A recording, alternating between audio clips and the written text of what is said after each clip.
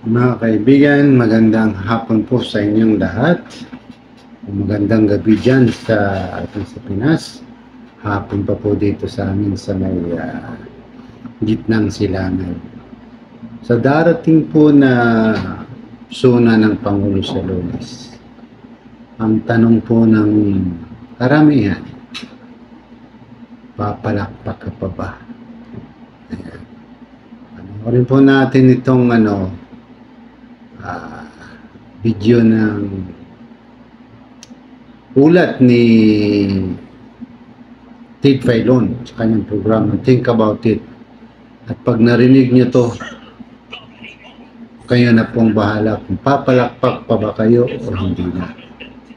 Okay? Ito, pakinggan po natin.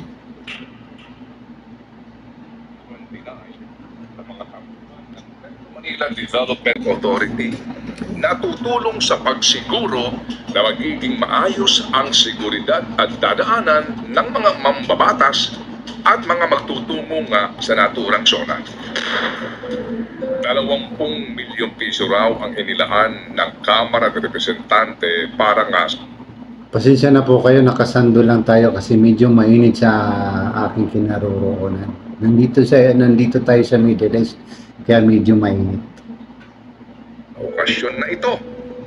Hindi lang naman daw ito para sa pagkain ng mga kagalang-galang ng mga mambabatas at mga panauhin sa naturang pagtitipon, kundi para na rin daw sa ilang pang mga gastusin tulad ng 3 set ng uniforme para sa 2,000 secretariat employees, mga imbitasyon at giveaways, mga technical equipment, mga bulaklak at dekorasyon, at maging ang pagkain at inumin ng mga magbabantay sa zona. Pati nga din ang pagkain ng mga pulis at mga magbibigay seguridad sa zona. Pasintabil. Sobrang bongga po nila, no? Ang daming nagugutom. Tapos sila bongga. Ang po sa nagbibigay katarungan sa 20 million pesos na gastusin na ito. Sa pagkain pa lang ng mga pulis at mga tauhan ng MMDA, sa simpleng agahan, tanghalian at hapunan, huwag nang isama ang merienda, halos 12 milyong piso na ang magagasta. Sa pangangatwiran na makatarungan ang 20 million pesos na gasto sa zonang ito ng Pangulo, lalong nalandad ang katotohanan na higit-higit pa sa 20 million pesos ang magiging gastos dito ng bayan. Lalo hong lumalabas ngayon ang katotohanan. Pero sige na nga, hayaan na po natin. Ito sinasabi po na 20 million pesos. Total naman, ito po daw para nga masiguro ang kaligtasan at kaginhawaan ng ating Pangulo, mga kagalang-galang na mga mambabatas at mga umano'y importanteng tao, VIPs na imbitado sa pagtitipon. Pero ano ba ang maaasahan natin? Ang maaasahan ninyo sa ikatlong sona na ito ni Pangulong Marcos Jr. Maglilitanya ang Pangulo sa mga magagandang nagawa ng gobyerno para sa bayan. Ang patuloy na pagbibigay ng ayuda sa mga mahihirap tulad ng 4Ps o Bantawid Pamilya Pilipino Program, tupad, tulong panghanap buhay sa ating Disadvantaged Displaced Workers Program, AICS, Assistance to Individuals in Crisis Situation Program, at maging ang 29 pesos per kilo na bigas sa mga kadiwa.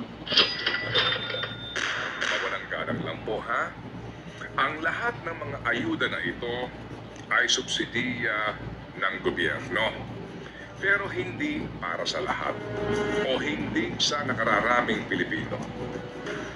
Sinabi po ng Pangulo sa kanyang unang sona na the state of the nation is sound. Sa pangalawang zona, the state of the nation is sound and is improving. Sound. Maayos naman daw ang lagay ng bansa at umaayos pa. Ngayong pangatlong zona, ulitin kaya ito ng Pangulo? O baka naman mapakinggan na ng Pangulo ang totoong sound, ang nakabibiging katotohanan na ang nararamdaman ngayon ng mas nakararaming Pilipino ay ang pataas na presyo ng mga bilihin na siya namang dumadagdag sa naranasang hirap ng mas nakararami sa ating mga kababayan. Ikaw na nanonood at nakikinig ngayon, totoo ba ang pangyayaring ito? Mulat ka ba sa katotohanan ito?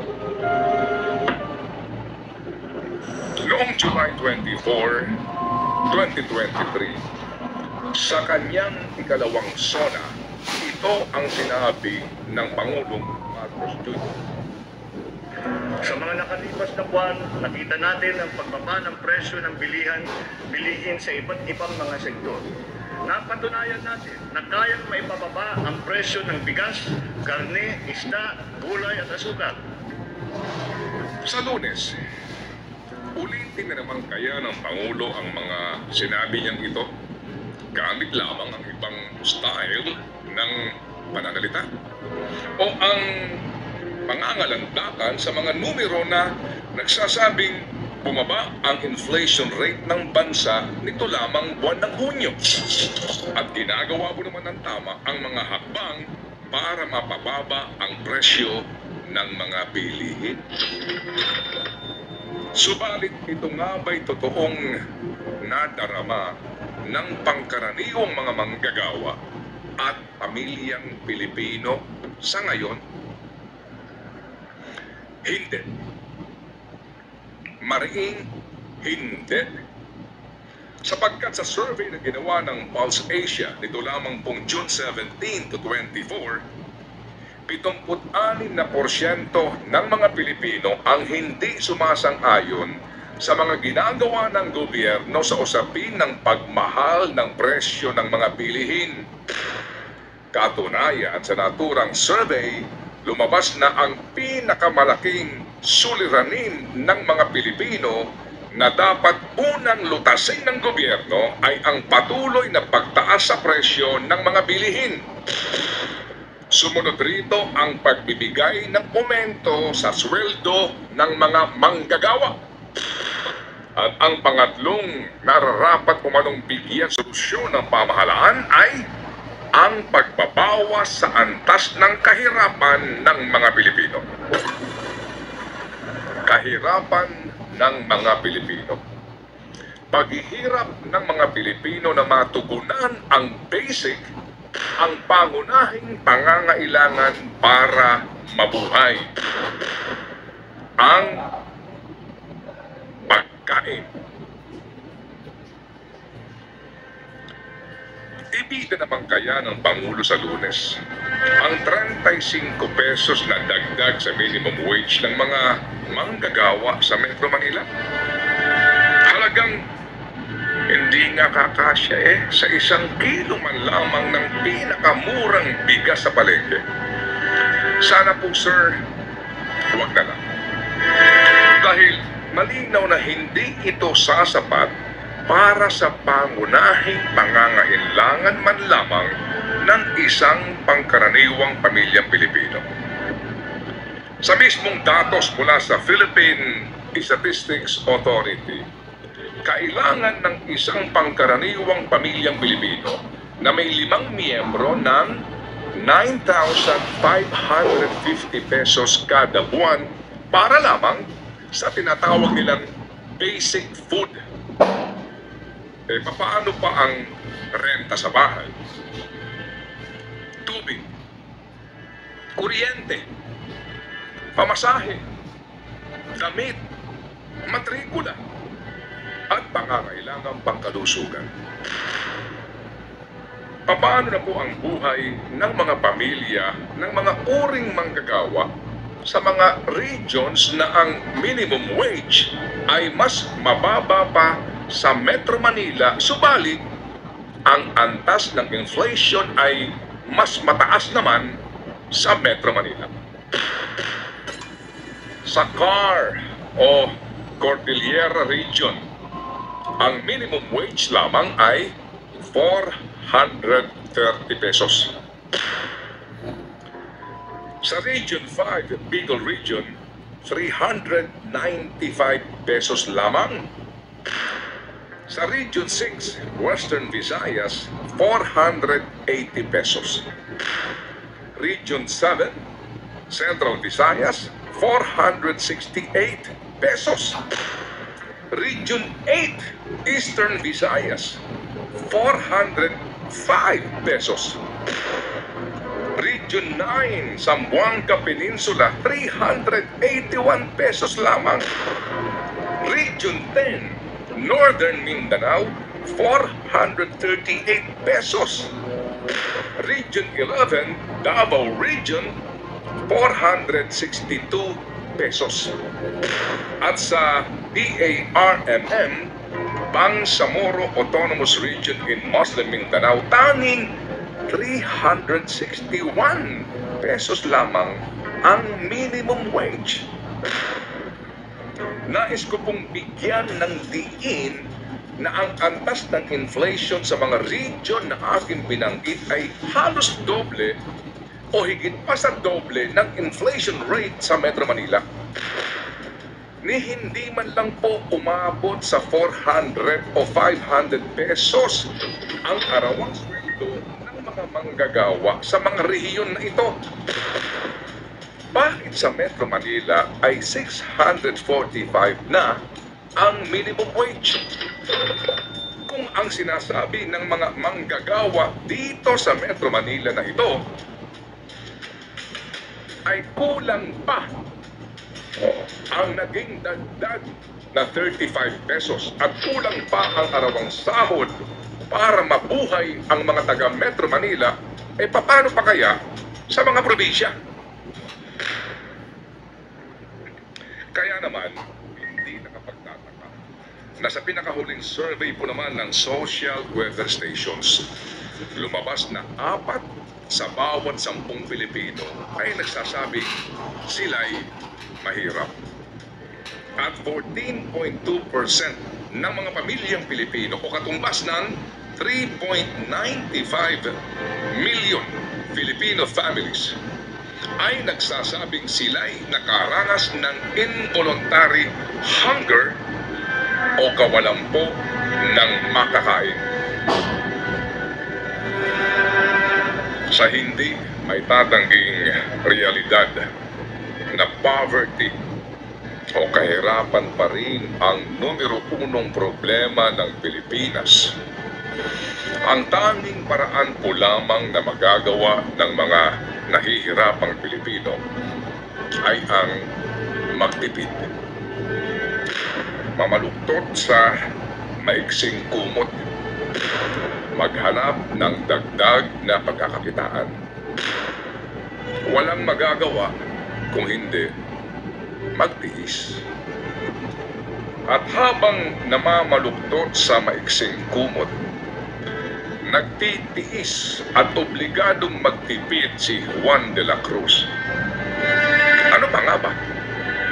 At inilatag na ang red carpet para rampahan ng mga kagalang-galang na mga opisyal ng bayan. Opisyal ng bayan na dadalo sa SONA. Mistulang pagtitipon ng mga dinastiya na ang iba sa kanila kung ituring ang gobyerno ay isang family business. Okasyon na tinagurian ng iba na para bagang fashion show. Pabidahan sa gara at ganda ng suot. Maniningning ng mga palamuti at alahas. Iba ang suot sa sesyon sa umaga at mas elegante ang suot sa hapon. Walang problema sa traffic kasi may mga escort pang tiwangwang sakay ng mga mamahaling SUV. Nawalan na po ng kabuluhan ang probisyon ng ating konstitusyon na nagsasabing public office is a public trust. Public officers and employees must at all times be accountable to the people and lead modest lives. Ang mga opisyal ng bayan ay dapat maglingkod ng may integridad at magsilbing huwaran, manguna sa pamumuhay ng simple at payak. Ang State of the Nation Address ay joint session ng dalawang kapulungan ng Kongreso. Ayan po, sa mga narinig nyo, ito ang katanungan. Papalakpak pa ba? Sa darating po na Lunes sa sona ng Pangulo, papalakpak ka pa ba? Maraming salamat po.